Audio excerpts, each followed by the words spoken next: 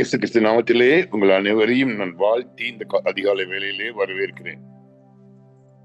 यीशु मसीह के पवित्र नाम से मैं आप सभी लोगों को स्वागत करता हूं और मैं अभिनंदन करता हूं.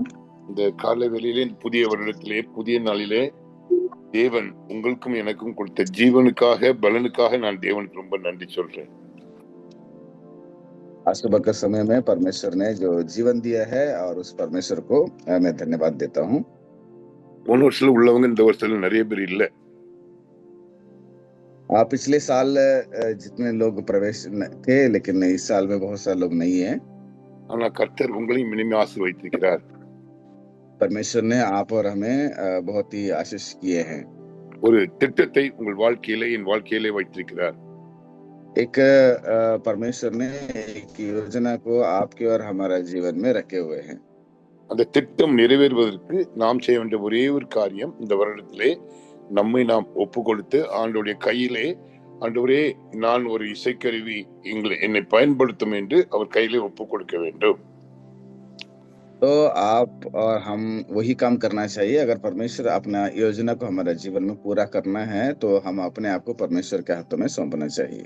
இன்றைய பகுதியிலே நோவாவுடைய வாழ்க்கையை குறித்து ஆதியாகமம் 6ஆம் அதிகாரம் 9 to 22 வசனங்களை தியானிக்க இருக்கின்றோம். आज हम सब लोग मिलकर उत्पत्ति का 6वां अध्याय का 9 पद से लेकर 22वां पद तक ध्यान करने वाले हैं. நோவாவுடைய வாழ்க்கை ஒரு அற்புதமான வாழ்க்கை. அவன் தேவனோடு சஞ்சரித்தான் என்று போட்டு, சஞ்சரித்தான் என்பது ஃபெல்லோஷிப் வைத்திருந்தான். தேவன் அவனோடு பேசினார், அவன் தேவனோடு பேசினான். இரண்டு பேரும் ஒரு நண்பன் போல வாழ்ந்து வந்தார்கள். तो यहाँ पर नूहा के चरित्र के बारे में लिखा गया है. नूहा एक बहुत ही परमेश्वर के दास थे और परमेश्वर के साथ साथ चलते थे, परमेश्वर के अन्योन्यता से रहते थे, परमेश्वर से बात करते थे और परमेश्वर इनसे भी बात किया करते थे. இன்றைய போர்ஷன்ல நான் 4 பகுதியாக 9 to 22 வசனங்கள் பிரிக்கிறேன். 9 पद से लेकर 22वां पद तक 4 विभाजन करके मैंने आपको कुछ बातों को समझाना चाहता हूँ. फर्स्ट पोर्शन वचन 9 to 12 முடிய. सबसे पहला 9 पद से लेकर 12वां पद तक. Second portion 13 to 17. दूसरा जो है 13वां पद से लेकर 17 पद तक. Third portion 14 to 16.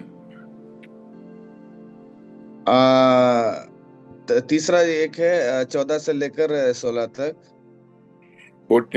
சாரி, அது இந்த இது முன்னாடி வரணும், அதுக்கு அடுத்தது பின்னாடி வரணும். ये दूसरा विभाजन है और तीसरा जो है 13 से लेकर 17 तक है. कடைசியாக 18 to 22. आखिरी जो है 18 से लेकर 22वां पद तक. மறுபடியும் சொல்கிறேன். 9 to 12 first message, second message 13 to 17, third message, second message 14 to 16, third message 13 to 17. Yeah. Then 18 to 20. 18 to 22. Yeah. सबसे पहला विभाजन मैं 2 बार दोहराना चाहता हूँ. 9 पद से लेकर 12 पद तक पहला विभाजन है और दूसरा 14 से लेकर 16 पद तक दूसरा विभाजन है और उसके बाद 13 से लेकर 17 तक जो है वो तीसरा विभाजन है और 18 से लेकर 22वां पद तक जो है वो चौथा विभाजन है. இந்த வசனங்கள் நாம் தேவனோடு கூட ஐக்கியம் எப்படி கொள்வது, தேவனை எப்படி பின்பற்றுவது என்பதற்கு ஒரு எக்ஸாம்பிள். ये सारे विभाजन जो है परमेश्वर के साथ कैसे हम एक अन्योन्यता में रह सकते हैं और परमेश्वर के साथ कैसे चल सकते हैं उसके विषय में जिक्र किया गया है. வேதம் சொல்கிறது, நோவாவின் காலத்திலே நாடு கெட்டு போயிருந்தது, சேதமடைந்து போயிருந்தது, தேவனுக்கு பிரியமில்லாமல் இருந்தது. क्योंकि बाइबल बताती है कि नूह के समय में सारी दुनिया जो है बहुत बिगड़ चुका था, परमेश्वर के विरुद्ध में विचार करने वाले लोग थे, बहुत ही पाप भरा जीवन दुनिया बन गया था. இன்றைய தினத்திலும் கூட அப்படி ஒரு நம்முடைய நாடு சீரழிந்து போயிருப்பதை நாம் கவனித்துக் கொண்டுதான் இருக்கின்றோம். आज भी ऐसे ही परिस्थिति में हमारा दुनिया भी बन चुका है. ऐसे दुनिया में हम लोग जी रहे हैं. பல யுத்தங்கள், சமாதானம் இல்லாமை, மற்றபடி மற்றவங்க கெடுக்கிறது, இப்படி பல காரியங்கள் நடக்கிறது. तो बहुत सारे युद्ध हो रहे हैं, एक दूसरे को बिगाड़ने का परिस्थितियों को हम देख रहे हैं। ஆனாலும் இந்த சூழ்நிலையில் மத்தியிலே நோவா என்ற தேவ மனிதர் வாழ்ந்தார். அவர் சூழ்நிலைகளை குறை சொல்லவில்லை, தேவனை குறை சொல்லவில்லை. அவர் தேவனுக்கு பயந்து விசுவாசத்தோடு நடந்தார் என்று பார்க்கின்றோம். फिर भी नूह जो है अपने जीवन में परमेश्वर पर दोष नहीं लगाया और परमेश्वर के विरुद्ध में कुछ भी नहीं बात किया, बल्कि परमेश्वर के साथ उन्होंने चलते रहा। அதனால் இந்த பைபிள் போர்ஷன்ல ஃபர்ஸ்ட் போர்ஷன் கெட்ட தலைமுறையில் நீதிமான், ஒரு டேமேஜான தலைமுறையில ஒரு நீதிமான் இருந்தார். அதுதான் வசனங்கள் 9-12 முடிய. देखिएगा, सबसे पहला चीज ये है कि अम, बुरी अम, बुरी दुनिया में एक धर्मी व्यक्ति, பிரியமானவர்களே, இன்றைக்கும் கூட நம்ம இப்படி ஒரு சூழ்நிலையிலே நாம் வாழ்ந்து கொண்டிருக்கின்றோம். நாம் எப்படி இருக்கின்றோம் என்று நம்மை ஆராய்ந்து பார்ப்போமாக. ऐसे परिस्थिति में भी हम लोग भी जी रहे हैं और हम कैसे जी रहे हैं उसको अपने आप को परखना जरूरी है। நோவாவினுடைய தனி அடையாளம், ஐடென்டிட்டி என்னன்னா, அவன் தேவனோடு சஞ்சரித்தான். नूह का जीवन में सबसे बड़ी एक विचार है कि परमेश्वर के साथ उसने चलते रहा। நீங்களும் நானும் தேவனோடு கூட சஞ்சரிக்க வேண்டும் என்று தேவன் விரும்புகின்றார். हम और आप परमेश्वर के साथ ही चलना है करके परमेश्वर चाहते हैं। தேவன் அந்த காலத்திலே பெரிய பெரிய ஆட்கள்லாம் இருந்திருப்பாங்க, பணக்காரங்க இருந்திருப்பாங்க, படிச்சவங்களா இருந்திருப்பாங்க. அவங்கள்ட்ட போல சாதாரண மனிதன், தேவனோடு இருந்த மனிதன் நோவாவை தேடி வந்தார்.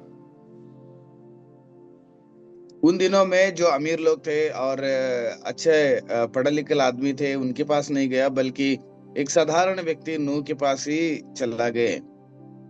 மனோலே, உங்களையும் என்னையும் இன்னைக்கு தேவன் உபயோகப்படுத்த ஆசைப்படுகின்றார். प्रियो, आज परमेश्वर आप और हमें भी इस्तेमाल करना चाहते हैं। ஒரே ஒரு கண்டிஷன், நாம் தேவனுக்கு கீழ்ப்படிய வேண்டும், தேவனுக்கு விசுவாசிக்க வேண்டும், தேவனோடு சஞ்சரிக்க கற்றுக்கொள்ள வேண்டும். बस इतना ही करना पड़ेगा। परमेश्वर का आज्ञाकारी होना है और परमेश्वर के मार्गों में जीना चाहिए, परमेश्वर के साथ रहना चाहिए।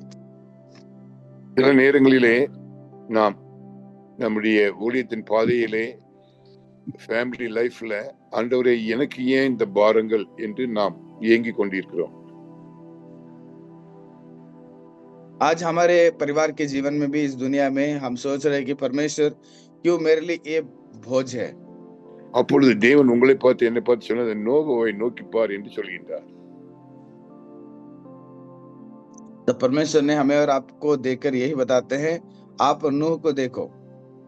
நோவாவுடைய வாழ்க்கை தனி மனிதன். அவனுக்கு அந்த காலத்துல பாஸ்டர்ஸ் கிடையாது, பைபிள் கிடையாது, அந்த காலத்துல அவனுக்கு கவுன்சிலர் கிடையாது. இருந்தாலும் ஒரு தனி மனிதனாக இருந்தாலும் தேவனுக்கு உண்மையாக அவன் இருந்தான்.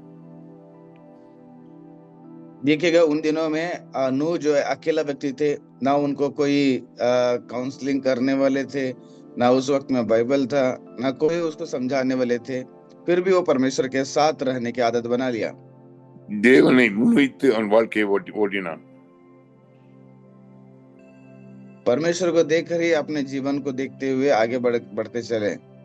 தேவன் சொன்ன கட்டளைகளுக்கு கீழ்ப்படிந்தான். परमेश्वर के कई सारे बातों को वो आज्ञा मान लिया। அடுத்த போர்ஷன் 13-17, 13-17 தேவனுடைய அதுவும் சேர்ந்துதான் வருது. 13-17 இல்லைன்னா 14-16 சேர்ந்துதான் வருது. பரவாயில்ல. தேவன் தன் எச்சரிக்கையையும் நீதியையும் தெரிவிக்கின்றார். तो यहाँ पर 13 से लेकर 17 और 14 से लेकर 16, वो दोनों अलग अलग विभाजन है, लेकिन दोनों मिलकर आती है। तो यहाँ पर परमेश्वर का एक चेतावनी के बारे में हम ध्यान कर सकते हैं। தேவனுக்கு ஒரு பெரிய பாரம் இருந்தது. இந்த மக்கள்லாம் ரட்சிக்கப்படணும்னு அந்த பாரத்தை நோவாட்ட ஷேர் பண்ணாரு. परमेश्वर को एक सबसे बड़ी बोझ था कि सारे मनुष्य जो है उद्धार पाना चाहिए, लेकिन वो चीज को केवल नूह से ही बात करते हैं। இந்த உலகத்தை அழிக்க போறேன், நீ பிரசங்கம் பண்ணு என்று சொன்னார். ये दुनिया को मैं नाश करने वाला हूँ और तू इन लोगों को बता करके बताएं। நோவா பிரசங்கித்தார் என்று புதிய ஏற்பாட்டிலே நாம் பார்க்கின்றோம். नया नियम में नूह ने जो है प्रचार किया करके हम देखते हैं। பிரியமானவர்களே, உங்களுடைய வாழ்க்கையிலே தேவன் கொடுத்த ஊழியத்திலே நாம் செய்ய வேண்டிய கடமையை செய்யதான் வேண்டும்.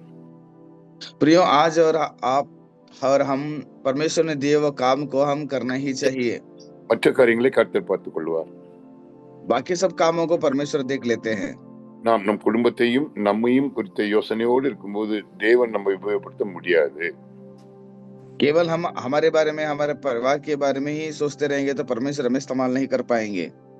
ஆனா அவருக்காக இங்க ஒரு ஸ்டெப் வச்சு நம்மகிட்ட உள்ள ஏழை எளியவங்களை கவனிக்கிறது, அவங்க வீட்டுக்கு போறது, அவங்கள தூக்கி விடுறது, அவங்கள ஜெபம் பண்ண வைக்கிறது, வேதத்தை படிக்க வைக்கிறது, இப்படிப்பட்ட காரியங்களை செய்யும் பொழுது அந்த அந்த மனிதன் மேலோ தேவன் அன்பாக இருக்கின்றார். तो हम हमारे जीवन में गरीबों के आसरा देना, गरीबों को घर जाना, उनके लिए प्रार्थना करना, उनको बाइबल बताना और बाइबल पढ़ने के लिए उनको भी सिखाना, इस प्रकार से अगर हम कार्य करते, सेवा करते हैं तो उससे परमेश्वर खुश होते हैं। நாம் நம்மையே திருப்திப்படுத்தினது போதும் பிரியமானவர்களே. हम हमें अपने आप को तृप्ति खुश करने का जिंदगी बस काफी है। தேவனை திருப்திப்படுத்த நம்ம ஆசைப்படுவோம். परमेश्वर को खुश करने की आशा रखना चाहिए। அவருக்கு பிரியமானதை நாம் செய்வோம். परमेश्वर को जो पसंद है वो चीज को करेंगे। ஆகினாலே இங்கு தேவனுடைய எச்சரிக்கையும் நீதியையும் தேவனே அவன்கிட்ட ஷேர் பண்றாரு. परमेश्वर का धार्मिकता को और परमेश्वर का जो चेतावनी को वो आकर प्रचार कर रहे हैं। அதுக்கு அடுத்த போர்ஷன் என்னன்னா, ஆண்டவர் வழியை சொல்லி கொடுக்கிறாரு. ஒரு பேலை கட்ட சொல்றாரு. 14 வரைக்கும் ஒரு பேலையை கட்டு என்று சொல்கின்றார். तो उसका आखिरी एक विभाजन में क्या है, परमेश्वर ने एक मार्ग दिखाते हैं कि आप एक नाव बना लो। பேலை என்பது ரட்சிப்புக்கு அடையாளம். ஒரு ரட்சிக்கப்பட வேண்டும் என்பது தேவனுடைய திட்டம். नाव जो है एक उद्धार का निशान है। वो salvation is the very important in the world. उद्धार जो है वो दुनिया के लिए सबसे ज्यादा महत्वपूर्ण है। அப்போ அந்த பேலை ஒரு ரட்சிப்பின் கருவியாக இங்கு காணப்படுகிறது. ये नाव जो है यहाँ पर एक उद्धार के लिए एक निशान बनकर हम देखते हैं। அத்தனை மிருகங்களை, அத்தனை ஜீவன்களை, அத்தனை மனிதர்களை அது உள்ளே வைக்கத்தக்கதாக கட்டப்பட்டிருந்தது. उतना जानवर हो गया, उतना इंसान हो गया, उतने अनाज हो गया, रखने के लिए उतना बड़ा एक नाव, जहाज बनाया गया था। ஆனால் மாறாக ஜீவன்களும் நோவாவுடைய குடும்பத்தார் மட்டும்தான் பேழைக்குள் சென்ற ஒரு வாக்கியம் கிடைத்தது. लेकिन बाइबल बताती है कि केवल जानवर और नूह के परिवार ही उस नाव के अंदर प्रवेश किए। நான்காவதாக 18-22 வசனம் பார்க்கும்போது தேவனுக்கு முழுமையாக அவன் கீழ்ப்படிந்தான் என்று வேதம் சொல்கிறது. और आखिरी में 18 से लेकर 22 पद तक जो है वो संपूर्ण रीति से परमेश्वर का आज्ञाकारी होता है। நீங்க என்னோடு கூட சேர்ந்து நீங்க ஆதியாகமம் 6ஆம் அதிகாரம் 22வது வசனத்தை படிங்க. 22 परमेश्वर की इस आज्ञा के अनुसार नूह ने किया। தேவன் நோவா அப்படியே செய்தான். தேவன் தனக்கு கட்டளையிட்ட எல்லாம் அவன் செய்து முடித்தான். ரொம்ப அருமையான ஒரு வசனம், செய்து முடித்தான். एक बहुत ही खूबसूरत वचन है कि वो परमेश्वर के कहने के अनुसार नूह ने किया। நோவா பேழையை கட்டினான். மிருகங்களை தேவன் வரவழைத்தார். கட்டி பேழையை கட்டி முடித்தான். தேவனுக்காக காத்திருந்தான். नूह ने नाव को बना लिया, सारे जानवर उसके अंदर प्रवेश कर दिया, परमेश्वर के बातों को नूह ने कर दिया। நம்முடைய வாழ்க்கையிலே தேவன் கொடுத்த ஊழியத்தை நாம் செய்து முடிக்க வேண்டும். प्रिय, परमेश्वर ने हमारे हाथों में दिए हुए काम को करना चाहिए। நைட்டு பெட்ல படுக்க போறதுக்கு முன்னாடி இன்னைக்கு ஆண்டவர் இந்த வேலையெல்லாம் கொடுத்திருந்தாரு, இதை முடிச்சேனா இல்லைன்னா முடிக்காம அப்படியே அறகுறையா விட்டுட்டேனாங்கிறது நாம் ஆராய வேண்டும். रात में हम बिस्तर पे सोने से पहले एक बार हम अपने आप को परखना चाहिए, क्या मुझे परमेश्वर ने दिए हुए काम को मैंने खत्म कर दिया या और भी बाकी मैंने रखा है। தேவனுடைய திட்டம் அப்பொழுதுதான் நிறைவேறும் பிரியமானவர்களே. परमेश्वर की इच्छा तभी वो भरपूर होती है। இந்த சம்பவத்திலிருந்து நாம் எதை கற்றுக்கொள்கிறோம்? इस घटनाओं से हम क्या सीखते हैं? நம்பர் 1, நாம் தேவனோடு நடக்க, அவரோடு வாக்கிங் வித் ஜீசஸ், தேவனோடு கூட நடக்க கற்றுக்கொள்ள வேண்டும். हम सबसे पहले चीज वो सीखना चाहिए परमेश्वर के साथ चलने का। இந்த கெட்ட உலகத்திலே நீதிமானாக நிற்பதற்கு தயாராக வேண்டும். ये बुरी दुनिया में एक धर्मी होकर खड़े रहने के लिए सीखना चाहिए।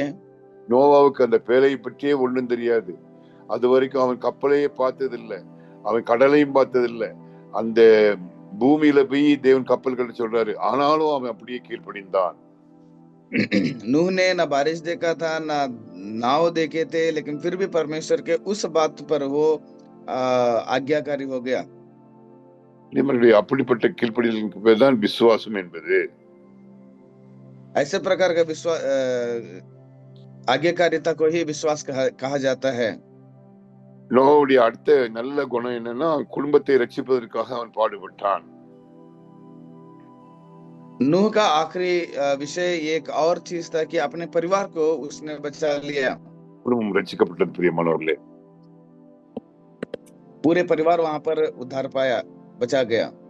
இந்த நாட்களிலே முதல்ல நம்முடைய குடும்பத்துக்கு நம்ம முதலிடம் கொடுக்கணும், ரட்சிக்கப்படணும். அப்புறம் மக்கள் ரட்சிக்கப்படணும். தேவன் ரட்சிக்கப்பட்டவர்களை அனுதினமும் சபையிலே சேர்க்க வேண்டும் என்பது தேவனுடைய திட்டமாக இருக்கிறது. आज भी हमारा इस दुनिया में सबसे पहले हमारा परिवार का हम लोग ख्याल रखना चाहिए और उसके बाद हम हमारा सेवकाई में ध्यान लगाना चाहिए, ताकि परमेश्वर हर एक व्यक्ति को बचाना चाहते हैं। அப்போஸ்தலர் 1ஆம் அதிகாரத்தை பாருங்கள், 2ஆம் அதிகாரத்தை பாருங்கள். 3000 பேர் ஒரே நாள்ல ரட்சிக்கப்படுறாங்க. प्रेरितों का पहला अध्याय दूसरा अध्याय जाके पढ़िएगा, एक ही दिन में 3-3 हजार लोग उद्धार पाए। ஆனா இப்போதைக்கு சில சூழ்நிலைகள்ல நீங்க மக்கள் ரட்சிப்பை பற்றி கொஞ்சம் கொஸ்டினா இருக்கும். இருந்தாலும் அவன் ஜெபிக்க வேண்டும், மக்களை தனியில் சந்திக்க வேண்டும், தனியாக நீங்கள் அவர்களுக்கு ஆலோசனை சொல்லி தேவனுக்கு நடத்த வேண்டும் என்பது தேவனுடைய திட்டம். लेकिन अभी फिलहाल की परिस्थितियों में आप उस परिस्थिति के लिए प्रार्थना करना चाहिए। अकेले में लोगों से मुलाकात करना, लोगों को परमेश्वर के बारे में बताना। இன்றைய பேழை, அது அன்னைக்கு நோவா ஒரு பேழை கட்டினாரு, இன்னைக்கு தேவன் ஒரு பேழையை வைத்திருக்கிறாரு. அந்த பேழை இயேசு கிறிஸ்து என்று வேதம் தெளிவுபடுத்துகிறது. तो आज के दिनों में हमें एक चीज समझना है कि नूह के समय में जैसे एक जहाज को नूह ने बना लिया, वो जहाज आज प्रभु यीशु मसीह है। யோவான் 14ஆம் அதிகாரம் 6ஆம் வசனம் என்ன சொல்கிறது? இயேசு சொல்கின்றார், நானே வழியும் சத்தியம் ஜீவன் என்று சொல்கின்றார். यूहन्ना का 14 अध्याय का 6वां पद को अगर आप पढ़ते हैं तो वहां पर लिखा गया है कि मैं ही सत्य जीवन और मार्ग हूँ। தேவன் நம்முடைய ஜீவனா இருக்கும்போது, சத்தியமாக இருக்கும்போது நாம் பயப்பட வேண்டிய அவசியம் இல்லை. यीशु हमारा जीवन है और वो मेरे लिए सत्य है, तो हम किसी चीज के लिए डरने की जरूरत नहीं है। அதன் மூலமாக, தேவன் மூலமாக நாம் பெரிய பெரிய காரியங்களை செய்ய தேவன் பலன் கொடுக்கின்றார். तो इसी के द्वारा हम परमेश्वर के लिए बड़े बड़े काम करने के लिए तैयार हो जाएंगे। பிரியமல்ல, ஒரே ஒரு வாழ்க்கை, एक ही जीवन है हमारे लिए। அந்த ஒரே ஒரு வாழ்க்கையை நீங்கள் தேவனுக்கு என்று ஒப்பு கொடுங்கள். இந்த கீழ்கண்ட பாயிண்ட்ல நடங்க. ஆண்டவரே, நான் ஜெபிக்கணும், உம்முடைய பாரத்தை நாம் சுமக்கணும், ரட்சிப்பிற்கு ஒரு கூட்ட ஜனங்களை கூட்டிட்டு போகணும்னு ஆசைப்படுங்க. கர்த்தர் வழிவாயை சொல்ல திறந்து கொடுப்பார். तो इस एक ही जीवन को आप परमेश्वर के हाथ में समर्पण कर दीजिएगा। परमेश्वर से पूछिएगा, परमेश्वर में प्रार्थना करना चाहिए, आपके मार्गों में जीना चाहिए, आपकी इच्छा को पूरा करना चाहिए, तो परमेश्वर आपको एक अच्छे रास्ते में चलाते हैं। இந்த வருடத்திலே புதிய புதிய வாசல்களை தேவன் திறப்பதற்கு நாம் தேடி சென்று உதவி செய்வோம். तो इस साल में परमेश्वर ने नया नया योजना को पूरा करने के लिए हम ढूंढ कर जाकर परमेश्वर की योजना को पूरा करेंगे। கடந்த வருடத்திலே நமக்கு வந்தவர்களுக்கு மட்டும் உதவி செய்தோம். पिछले साल में केवल हमारे पास जो आए थे उन्हीं को हम मदद किए। இந்த வருடத்தில் அப்படி அல்ல பிரியமானவர்களே. தேவன் எங்கெல்லாம் வழிவாய்ப்பு தந்திருக்கோம் அங்கெல்லாம் போவோம், அனுப்புவோம். அங்க நம்ம ஒரு இடத்துல தங்கி இருந்தோம்னா ஒரு வாரத்துக்கு 4 விசிட்டாவது பண்ணோம். 4 விசிட் பண்ணி அந்த குடும்பங்களுடைய காரியங்களை அறிந்து அவர்களுக்கு உதவி செய்வோம். तो हम जहाँ पर रहा करते हैं सेवकाई में, तो वहां पर हफ्ता में कम से कम 4 परिवार को हम विजिट करेंगे, उन लोगों का देखभाल करेंगे। அப்படி நீங்க தேடி செல்லும்போது தான் தேவன் வேலை செய்ய முடியும். ऐसे ढूंढ कर आप सेवा करते हैं, तब भी परमेश्वर का सेवा कर पाएंगे। பல நேரங்களிலே இன்னைக்கு பல ஊழியங்கள் அப்படியே டல்லா இருக்குது. அப்படியே ஒண்ணும் அவங்க ஆரம்பிச்ச மாதிரியே இருக்குது, வளரவே இல்லை. காரணம் என்னன்னா, ஒரே காரணம், தேவனுடைய கரம் அங்க இல்லை. कई सारे सेवकाई को हमने देखा है कि वो जैसे है वैसे ही है, कोई प्रकार का सेवकाई में बढ़ोतरी नहीं है। कारण क्या है? वहां पर परमेश्वर का हाथ नहीं है। அவர்கள் தங்களுடைய சுயநலத்திற்காக, விளம்பரத்திற்காக, தங்களுடைய குடும்பத்திற்காக கவர்மெண்ட் உடைய ஆலோசனை இந்த மாதிரி சில காரியங்களை செஞ்சுக்கிட்டு அவங்கள பற்றி தான் அவங்க யோசிக்கிறாங்களே ஒழிய, ஒரு பிள்ளைங்க இந்த மட்டும் வளர்ந்த பிள்ளைங்களுக்கு கல்யாணத்தை பண்ணி வைக்கணும், நமக்கு வளர்ந்த பிள்ளைங்களை வேலை வாங்கி கொடுக்கணும், நமக்கு வளர்ந்த பிள்ளைங்களுக்கு ஏதாவது பண்ணணுங்கிற எண்ணம் நிறைய பேர்ட்ட இல்ல பிரியமானவர்களே. तो बहुत सारे लोग ये हैं कि केवल अपना जरूरत को और अपने परिवार को अपने ही सोच विचार में जीवन बिताते हैं, और सरकार को कुछ योजनाओं के साथ चलते हैं, लेकिन हमारे पास उनके पास जो बच्चे पालन पोषण होते हैं, उनको शादी करना है, उनको काम दिलाना है, ये सारे विचार को वो छोड़ देते हैं। இந்த வருடத்திலே தேவன் நமக்கு கொடுத்த பொறுப்பை நாம் உணர்ந்தவர்களாக செயல்படுவோம். इस साल में हम परमेश्वर ने दिए हुए काम को हम समझ कर आगे बढ़ेंगे। பல கிராமங்களுக்கு நாம் தேடி செல்லுவோம். कुछ गांव को हम ढूंढ कर जाएंगे, அங்கு பைபிள் ஸ்டடி ஆரம்பிப்போம். वहां पर हम लोग बाइबल स्टडी को प्रारंभ करेंगे। நான் பெரிய ஆளு, என்னால ஆரம்பிக்க முடியாதுன்னு சொல்லாதுங்க. கர்த்தர் அப்படிப்பட்டவர்கள் தான் உபயோகிக்க முடியும். நோவாவை போல பேழையை கட்டுவதற்கு உங்களுக்கு அனுமதி கொடுப்பார். तो हमसे नहीं हो पाएगा मत बोलिएगा, क्योंकि नोहा जैसे एक नाव बना लिया, वैसे परमेश्वर आपको भी एक साधारण व्यक्ति को इस्तेमाल करेंगे। பிரியமானவர்களே, இந்த நாளிலும் நீங்கள் தேவனுக்கு ஒப்பு கொடுங்கள். आज भी आप परमेश्वर के लिए अपने आप को समर्पण कीजिएगा। பிசாசுக்கு எதிர்த்து நில்லுங்கள்.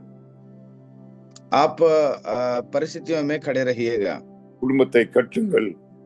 अपने परिवार को आप बना लीजिएगा। வேலையை கட்டுங்கள். अपना काम को आप बना लीजिए। பயப்படாதீங்க. अपना डरिए मत। எழும்பி பிரகாசிங்க. आप उठो और प्रकाशमान हो जाओ। ஏசாயா 60வது அதிகாரம் 1ஆம் வசனத்தின்படி, எழும்பி பிரகாசி, ஒளி வந்தது, உன் தேவனுடைய மகிமை உன்மேல் உதித்தது என்று சொன்ன வசனத்தின்படி தேவன் உங்களை பிரகாசிக்க பண்ணுகிற தேவன். तो यशायाह का 60वां अध्याय का पहला पद के अनुसार आप देखो, आप उठो, खड़े हो जाओ और प्रकाशमान हो जाओ करके एक भविष्यवाणी वहां पर है। उसी प्रकार आप भी उठ खड़े होकर प्रकाशमान हो जाइएगा। பிரியமானவர்களே, மீண்டுமாக உங்களுக்கு நான் ஒரு அன்பான வேண்டுகோள் சொல்கிறேன். இந்த வருடம் ஆத்ம ஆதாயம் செய்யும் ஒரு வருடம். मैं आप लोगों से फिर से निवेदन करता हूँ, इस साल एक आत्मा को परमेश्वर के पास लाने वाला एक साल है। आप आत्माओं को परमेश्वर के पास लाइएगा। பல ஆத்மாக்களை தேவன் உங்களுக்கு கொண்டு வரத்தக்கதாக நீங்கள் ஜெபியுங்கள். கர்த்தர் உங்கள் ஒவ்வொருவரையும் ஆசீர்வதிப்பாராக. आत्माओं को परमेश्वर ने भेजने के लिए आप खूब प्रार्थना करें, नए नए आत्माओं को परमेश्वर आपके पास दें। நோவாவுடைய வேலை கட்டுறதுதான். தேவனுடைய வேலை மிருகங்களை கொண்டு வர்றது. அதே போல உங்களுடைய வேலையும் நீங்க வழி வசதிகளை செய்து கொடுங்கள். தேவன் மற்றதை பார்த்துக் கொள்வார். नूह का काम था नाव बनाना, और सारे जानवरों को परमेश्वर ने खुद लेकर आया। ठीक उसी प्रकार आप अपने आप को बना लीजिएगा, और कई परिस्थितियों को परमेश्वर ने ही भलाई में लेकर आ जाते हैं। தைலாபுரத்திலே சுதாகர் என்ற ஒரு தேவனுடைய மனிதர் உண்டு. तैलापुरम में सुधाकर करके एक परमेश्वर के दास हैं। நம்முடைய கல்வாரி சாப்பலுடைய ஒரு அருமையான ட்ரைனிங் சென்டர், சர்ச்சு எல்லாம் இருக்குது, ஹோம் எல்லாம் இருக்குது. वहां पर एक ट्रेनिंग सेंटर है, हॉस्टल है, और वहां पर और भी सेवकाई है। அவர் கிறிஸ்துமஸ் நாட்களிலே ஒரு காரியத்தை எங்களுக்கு சொன்னார். पिछले दिनों में उन्होंने मेरे पास एक बात को बताए। அங்கிள், நான் 100 ஹேண்டிகேப்ட் ஆட்களை நான் சர்வே பண்ணி கண்டுபிடிச்சி அவங்களுக்கு வீடு தேடி உதவி செய்ய போறேன் அப்படி சொன்னாரு.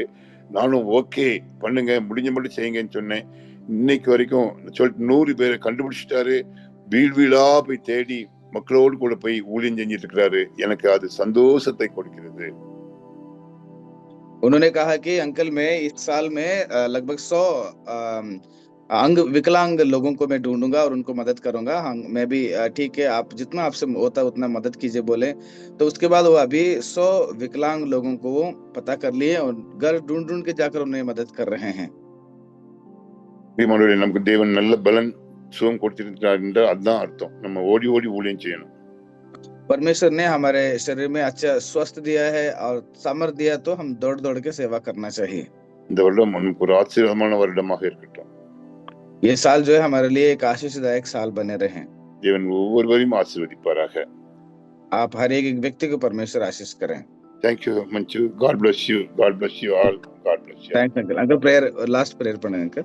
அன்பு ஆண்டவரே, என்னோடு கூட ஜூமில் இருக்கும் ஒவ்வொருவரையும் ஆசீர்வதியும். இந்த வருடம் நாங்கள் ஆத்மாக்களை தேடி ஓடி பலரை சமூகத்தில் கொண்டு வரும் வருடமாக மாறட்டும். பரிசுத்தமானுடைய ஆளுகை கர்த்தாவே, அடிமை கர்த்தாவே, மஞ்சுவையும் இந்த ஊழியத்தையும் ஒப்புக் கொடுக்கிறேன். இந்த ஜூம் மீட்டிங் நாளுக்கு நாள் பெருகத்தக்கதாக, நாமத்தை எங்கள் மையப்படுத்தத்தக்கதாக கிருபை செய்யும். ஆசீர்வதியும். இயேசு கிறிஸ்து மூலம் கேட்கும் தகப்பனே. ஆமென். आमीन। ஆமென். God bless you all. God.